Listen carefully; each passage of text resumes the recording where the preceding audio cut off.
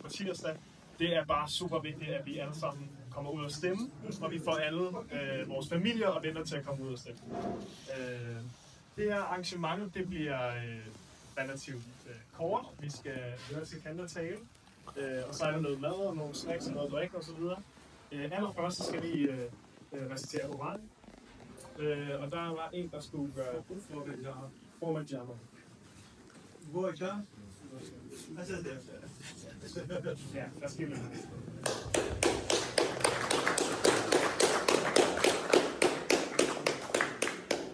أعوذ بالله من الشيطان الرجيم بسم الله الرحمن الرحيم والعصر إن الإنسان لفي خسر إلا الذين آمنوا وعملوا الصالحات وتواصوا بالحق وتواصوا بالصبر.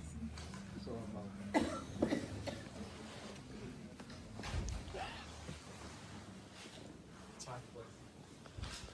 Okay. Og så... Ja, selvfølgelig. Så skal vi høre Ybrene. Eller hvad? Ja. Kom op og give os til Ybrene.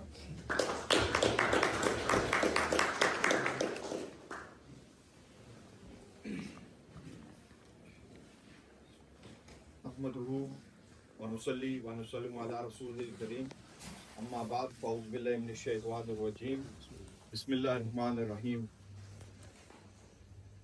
Kære mine arabisktalende brødre og søstre, kære mine somalisktalende brødre og søstre, og kære mine urdu og punjabi talende brødre og søstre, assalamu alaikum wa rahmatullahi wa barakatuh. Det er med en kæmpe stolthed, jeg står her igen. Tredje valg i træk, hvor vi står sammen for at kæmpe for en fælles sag. De 2 andre gange, vi har stået i en forsamling, hvor vi har kæmpet en kamp sammen med Sikander, der har vi haft mange agendaer, når vi mødtes. Vi snakkede ind i en dagsorden, der både var international og national og kommunal og alle de her ting. Men den her gang har Sikander vist os, og Frie Grønne har vist os, at der er én vej. I 2 år har vi alle sammen gået gader og stræder i hele Danmark tyndt for at vise med demokratiske kræfter, at vi kæmper en kamp for frihed, for lighed og for fred for vores brødre og søstre i Gaza. Vores brødre og søstre i Sudan. Vores brødre og søstre i Somalia. Vi har kæmpet hver gades hjørne i den her by sammen.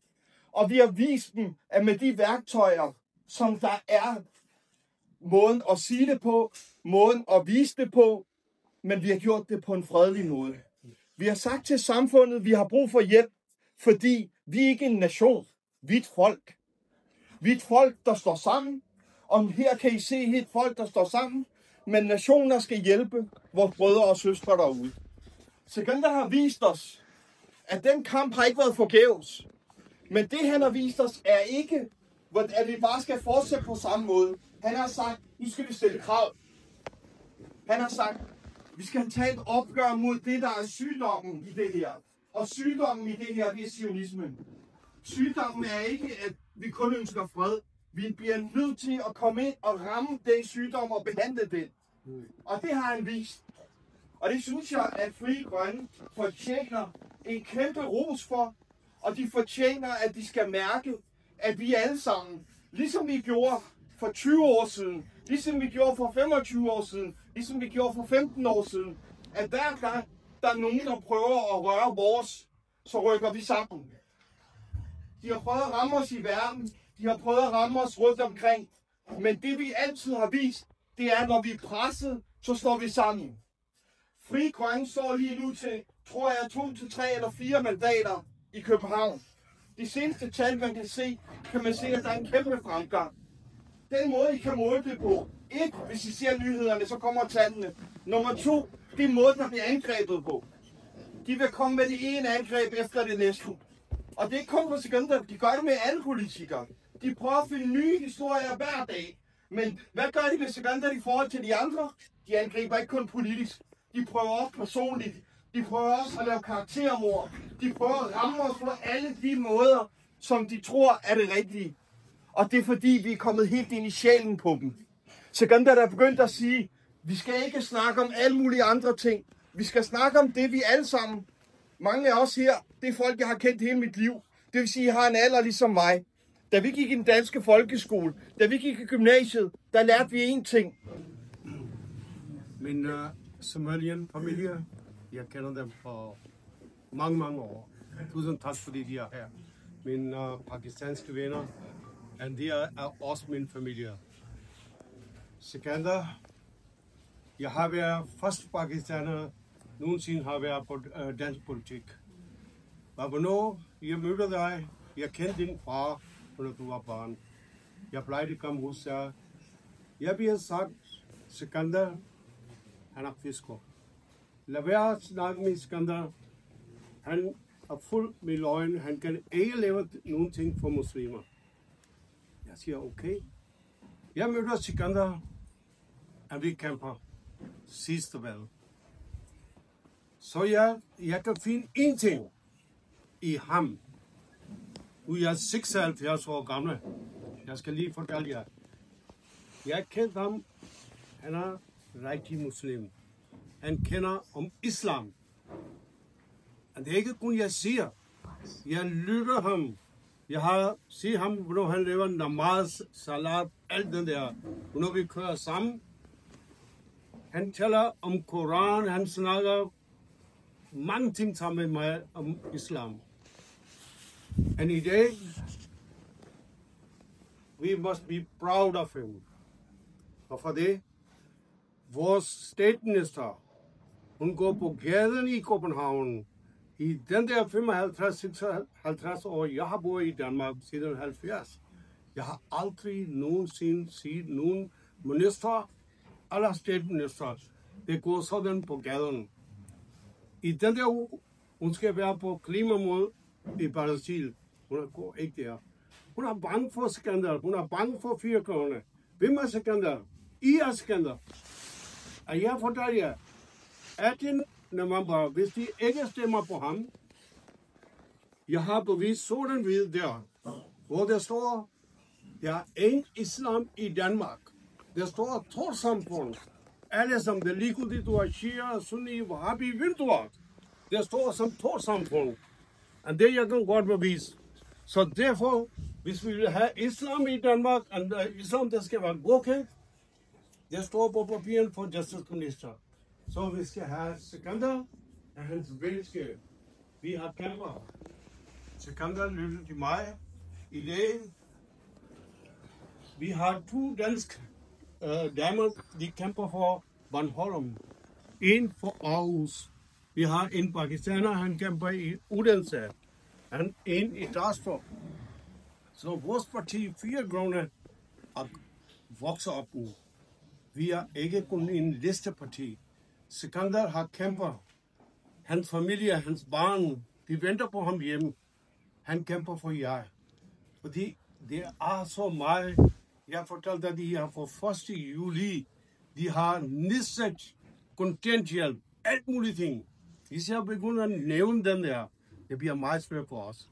Så derfor, jeg vil sige også til mine pakistaner venner, undskyld på Urdu, इस वक्त इतनी बड़ी प्रॉब्लम है अगर आप इस्लाम चाहते हैं कि यहाँ पे हमारे जनाजे जो हैं वो मुसलमान तरीके पे हो, हमारी मसाजिद जो है वो बिल्कुल मसाजिद नहीं है, ये झूठ है जो कहता है। ये कल्चर सेंटर है और कल्चर सेंटर मीन कि ये जो हम कर रहे हैं इस तरह का कल्चर होता है, ये डैनिश है। हमारे बच्चे हमें गलत बातें बताते हैं कि जी कल्चर सेंटर क्या होता है। ये जितने भी यहाँ पे मसाजिद हैं सब ऐसे कल्चर सेंटर जो है रजिस्टर्ड है। अगर कोई दावा करता है तो मैं जस्टिस मिनिस्ट्री का सबूत दे सकता हूँ, अप्रूव दे सकता हूँ। बात यह है कि सिकंदर को आप लोग लेके आए, सिकंदर पे आपकी मदद करेगा। जिन लोगों के पास इस वक्त कॉन्ट्रैक्ट यार्ड हैं उनको 6-6 हज़ार ये करोड़ दे रहे हैं और वो कह रहे हैं कि इनको बाहर निकालें। तो इसलिए मैं सिर्फ आप लोगों से आखिरी बार ये रिक्वेस्ट करूँगा, vi skal stemme, og vi skal gå ud, og vi skal hindre vores kollegaer, og vi skal forklare dem. Vi skal stemme på Sikandar Malik og fyre dem. Lad mig starte med at sige velkommen til vores somaliske brødre fra de forskellige moskéer og organisationer. Og jeg vil gerne sige velkommen til vores arabiske brødre og søstre. Og jeg vil gerne sige velkommen til alle mine pakistanske brødre og søstre. Og så vil jeg gerne sige en særlig tak til Baisakib, Baisazad, Baijaz og hele håndet, som har sørget for forplejning og hygge i dag. Jeg vil ikke holde nogen lang tale. Jeg vil dog sige, at da jeg for nogle år tilbage startede, så var det en tid, hvor Mette Frederiksen sagde, at hun ville lukke vores muslimske friskoler. Det var i en tid, hvor man talte om, at moskéerne skulle lukkes. Det var i en tid, hvor man talte om, at nu skulle tørklædet også gøres forbudt. Det var i en tid, hvor man havde et folketing med mainstream-partier, der gik udelukkende efter minoriteter, særligt de muslimske minoriteter. Og da jeg kommer i Folketinget med jeres stemmer, så tænker jeg selvfølgelig, at jeg skal arbejde med de udfordringer, der er i de her miljøer. Det er jo derfra, jeg får stemmerne. Men så kommer jeg ind i Folketinget og finder ud af, at jeg har fået primært stemmerne for minoritetsområderne, men når jeg kommer ind i Folketinget, kan jeg ikke repræsentere de stemmer, som de har givet mig. Jeg kan give jer et par eksempler. Jeg vil gerne tale om Kashmir, men jeg får at vide, at det skal jeg lige slappe lidt af med, fordi nu er Danmark jo ved at lave et strategisk samarbejde med Indien, og derfor passer det ikke så godt. Man taler om folkedrabet i Gaza i dag, men sandheden er, at det folkedrab har stået på de sidste 75 år. Så jeg vil gerne tale om det nede i Folketingssalen, men så fik jeg at vide, at jeg skal huske at nævne, at det er 2 ligeværdige parter. Det er ikke en terrorstat mod en civilbefolkning.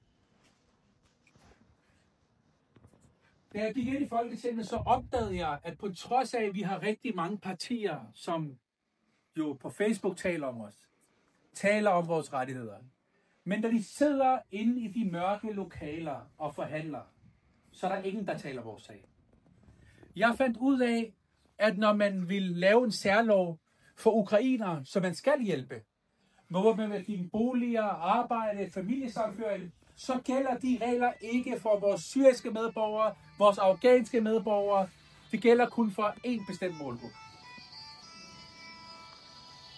Så jeg fandt rigtig hurtigt ud af, at hvis jeg skal være medlem af Folketinget, hvis jeg skal være med i noget parti, hvis jeg skal sidde derinde, på den præmis, så kommer jeg kun til at være derinde, ved at når I ringer til mig og siger, Sikanda, jeg har en gæst på besøg fra udlandet, jeg vil gerne lige have, at du giver os en tur. Det er det eneste, I kan bruge mig til. Jeg fandt ud af, at det eneste, I kan bruge mig til, det er, at jeg kan sidde på et fint kontor og have en fed løn, men jeg kan ikke arbejde for jer. Jeg kan ikke kæmpe for jer. Derfor besluttede jeg mig for at lave partiet Frie Grønne. Og på det tidspunkt kan jeg huske, der var rigtig mange, der sagde til mig, bror, hvorfor går du ikke bare ind i et andet parti? Hvorfor fortsætter du ikke kampen der? Hvad nu, hvis du ikke kommer ind? Hvad skal du gøre som et lille parti? Og hvor jeg forklarede dem igen og igen, at der, hvor vi er som community, der, hvor vi er som et samfund, der handler det ikke om vi kan lave lovgivning eller ikke kan. Fordi det kan vi alligevel ikke med de andre partier. Det handler om for os, det er at starte en protest. Det er at starte en platform. Det er at starte en stemme, hvor vi på vores egen præmisser kan kæmpe for vores rettigheder. Og det var svært at overbevise vores folk om det. I kender valgresultatet fra 2022. Vi fik knap 32.000 stemmer. Det var cirka 40% af de muslimske stemmer, der er mennesker, der har stemmeret. Nogle vil sige, at det var en succes. Andre vil sige, at I kom jo ikke i Folketinget. Men se, jeg mener, at jeg plantede et frø der. Jeg plantede et frø der. Og det største eksempel på, at det frø så småt er begyndt at spire, så småt er begyndt at virke, det er, når vi har set det folkedrab, apartheidstaten, terrorstaten, slyngelstaten, Israel begår mod vores brødre og søstre i Gaza. Fordi der kommer det pludselig frem, hvad for nogle partier kæmper reelt vores sag? Hvad for nogle partier taler kun på Facebook om vores sag? Der kom det frem, at alle siger, ja, boykot Israel. Men der er ikke nogen, der tør at tage fat om roden af problemet. Og problemet er ikke boykot Israel. Problemet er ikke IDF-soldaterne. Problemet er ikke, at europæerne stille. Problemet er, at der er en terrorstat, der er baseret på en etnisk udrensning, en fordrivelse af 700.000-800.000 palæstinensere, hvor man jævnede 500 landsbyer ved jorden. Det er problemet. Og hvad er den stat baseret på? Den er baseret på en ideologi, en racistisk ideologi. En ideologi, der siger, at nogle mennesker er bedre end andre. En ideologi, der siger, at det er okay at slagte børn. En ideologi, der siger, at det er okay at voldtage kvinder. En ideologi, der siger, at det er okay at fordrive en masse mennesker. Den ideologi er årsagen til, at vores brødre og søstre i Gaza, de lider. Men ingen i Danmark tør at sige det, som Frie Grønne har sagt nu, og vi siger det igen. Befri København fra zionismen.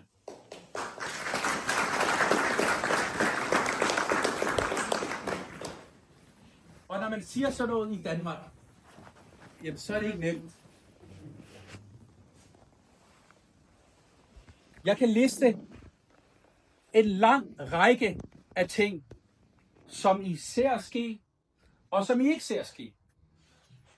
Men efter at vi i København har taget det standpunkt, at vi vil ikke sidde stille og se på, mens at København investerer 1,2 milliarder kroner i virksomheder, som bidrager til folkemordet. Den beslutning tog jeg. Den beslutning tog jeg med mit hold. Og jeg sagde til dem, ja, vi kommer til at betale en stor pris, men vi skal sige sandheden. Hellere leve en dag som en løve, end 100 dage som en hund.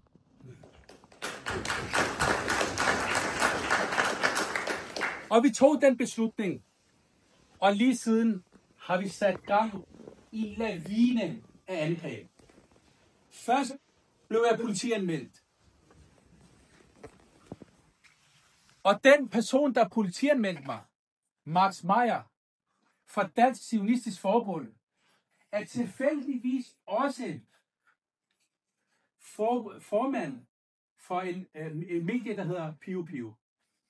Jeg har ikke tal på, hvor mange artikler Pio Pio har lavet. Så Zionistforbundets formand Max Meyer først politianmelder os som formand for Zionistforbundet, og bagefter skriver det medie, som han er formand for, måske 10 artikler også, om mig. Efter det, da vi tror, det hele er overstået, så går de til angreb på min bolig. Journalister lusker rundt nede foran mit hjem. Banker på vores dør. Venter på os ude i bilen, ude på vejen. Lusker rundt i min have. Og det sjove er, at Ekstra Bladet laver en historie om breaking news. Nu undersøger kommunen Sikanda. Det de bare ikke skrev i den artikel, det var, at det var Ekstra Bladets journalister, der anmeldte mig til kommunen. Det svarer lidt til, at jeg går ned på Christiansborg, maler noget graffiti, går tilbage som journalist og skriver breaking news, nogen har malet graffiti på væggen. Og de angreb, de fortsætter. De fortsætter. Så gik statsministeren ud for noget tid siden. På krystalnatten, foran den masse mennesker, tusinder af mennesker, foran den masse medier og sagde, det som Frie Grønne har i gang i forhold til zionismen, det minder mig om 30'ernes Europa. Sammenligner os med nazister. Det sidste angreb, det har I så set for et par dage siden, hvor de nu går direkte efter mig. Går direkte efter min person. På det medie, som Joachim B. Olsen, som om nogen har været talerør for det zionistiske lobby. Sammen med hans tidligere kollega, fra folketingskollega og fra LA, og laver spædekampagner mod mig. Hvorfor? Fordi de ved, at de kan ikke få ham ned på andre måder, så sørg for at lave en spædekampagne på hans karakter, der gør, at muslimer ikke bestemmer. Men jeg siger til jer, statsministeren kan komme imod mig, Zionistforbundet kan komme imod mig, medierne kan komme imod mig, jeg bukker ikke efter, jeg dukker ikke nakket. Yeah.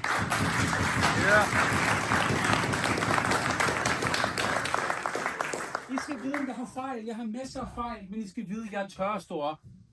Jeg tør at stå op. Jeg tør at sige sandheden. Om det er statsministeren eller hvem det er, jeg tør at sige sandheden. Det eneste, jeg har brug for nu, venner, det er, at I skal slå ring om mig. Det eneste, jeg har brug for nu, det er, at I skal se mig som jeres bror, som jeres søn. Så var det jeres søn, der var stillet op til det her valg. Hele det politiske Danmark er imod mig. Alle medierne er imod mig. De graver og kan vide, hvad for nogle angreb de kommer med de næste 5 dage. Fordi de ved, at hvis Sikander kommer ind, så kan de korrumpere ham, de kan ikke købe ham, og de kan ikke styre ham.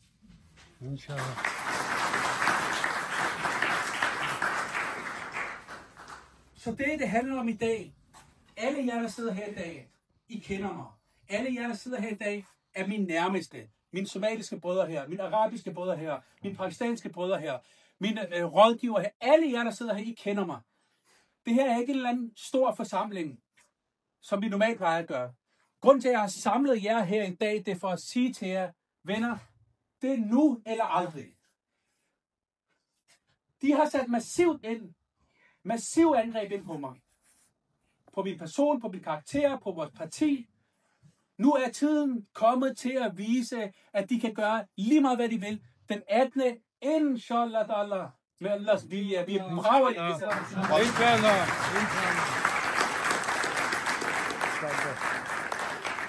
Vi står lige nu til at få et par mandater. 2, måske 3. Men hvis vi bruger de næste 5 dage aggressivt, offensivt, går ud og siger 5 dage, det er det, vi skal sige til alle vores folk, vores venner, vores bekendte i vores miljøer, gå ud og stem den 18. november. For så kan de sige, hvad de vil, når de stemmer bliver talt op, og vi inshallah brager ind i det rådhus, så kan de ikke forhindre os. De kan ikke sige noget. Og hvis vi kommer ind med så mange mandater, at vi kan være med til at vælge Rød Blok, at vi kan være med til at vælge den næste overborgmester, at vi kan være med til at sætte Palæstina på dagsordenen, at vi kan være med til at sikre, at de ikke går efter vores moskéer, at vi kan være med til at sikre, at der er ordentlige skoler og ordentlige børnehaver, at vi kan være med til at sikre, at vi i det mindste har en stemme. Og jeg plejer altid at sige det her til folk, ikke? Jeg lover jer ikke, at jeg går ind, og så laver jeg stor lovgivning og ændrer noget. Men jeg lover jer én ting. Én ting lover jeg. Og det er, at kommer jeg, inshallah med Allahs vilje, ind på rådhuset, så lover jeg jer én ting. Hver gang kompromisløst, når de taler om vores identitet, vores folk, vores børn, vores moskéer, vores skoler og os, så vil jeg stå der fuldstændig som en urokkelig væg og kæmpe jer selv. Ja.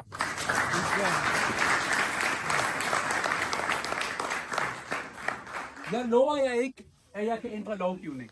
Men jeg lover jer, at hvis jeg kommer ind på det rådhus, så har I en direkte stemme til den øverste myndighed i København.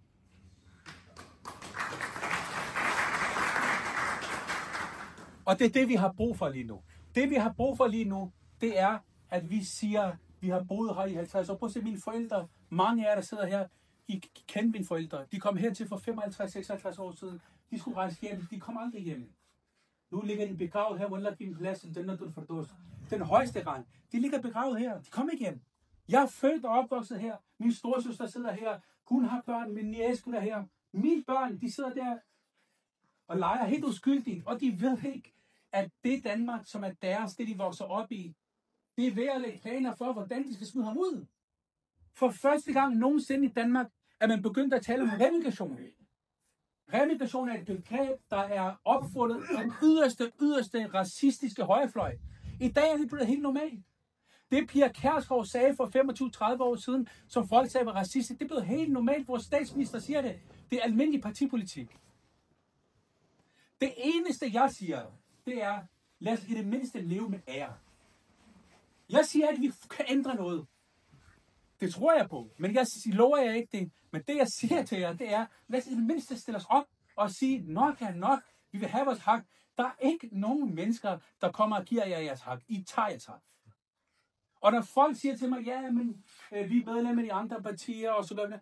Nævn en dansk, pakistansk, en dansk, arabisk, en dansk, tyrkisk politiker i noget parti gennem de sidste 30 år, der har fået gennemført noget for os. Nævn en minoritetspolitiker i nogle af de andre partier, der kan sige, fordi jeg var medlem af det her parti, så fik jeg gjort det her for jer. Eller så fik jeg forhindret mit parti i at lave statsracistisk politik. Det er bullshit. Min far, han havde en god ven. Wallah, giver plads til Jannatul Firdaus. Han sagde altid til min far for sjov. Han sagde, Malik, når jeg ser en svag person, så kan jeg ikke lade være med at blive sur. Jeg siger, og når jeg ser en stærk person, wallahi, jeg kan slet ikke blive sur. Det er sådan, verden fungerer. Hvis du er svag, så træder de på dig. Ja, det er rigtigt. Så træder de på dig.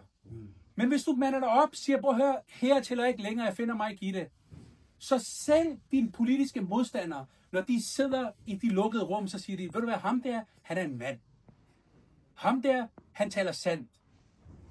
Og det er det, vi skal vise dem nu. Så formand Jamal, formand Mustafa, Onkel Dual, Malik Nazir Saab, min bror, som er en af de brødre, der urokkeligt har stået sammen med mig i 20 år.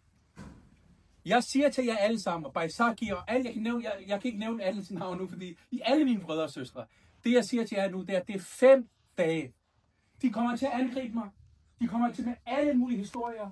De kommer til, jeg ved ikke, hvad de kommer med, men de arbejder på alle mulige historier. Jeg siger til jer, stå fast. Jeg siger til jer, stå fast, for jeg står fast.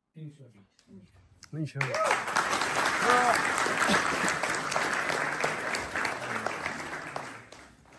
Så jeg vil afslutte min tale til jer. Og det var i virkeligheden ikke en tale, jeg havde ikke forberedt noget. Det kom fra hjertet. Og jeg vil bare sige, at jeg tror på det. Før troede ingen på os i forhold til Folketinget, men nu tror meningsmålingerne også på det. Meningsmålingerne siger, at vi kommer ind. Jo, 100%. Inshallah. Spørgsmålet er bare, om vi kommer ind med 2, 3, 4 mandater. Men det kommer vi til at afgøre. Så jeg håber, inshallah, I vil give den gas de næste 5 dage. I er alle sammen konger, I er alle sammen dronninger her. I har alle sammen stort netværk. Jeg håber, I vil give den gas. Jeg håber, I vil gøre det. Så inshallah, vores børn og os, vi kan leve med værdighed i vores eget land, Danmark. Lad os bygge Danmark sammen, inshallah.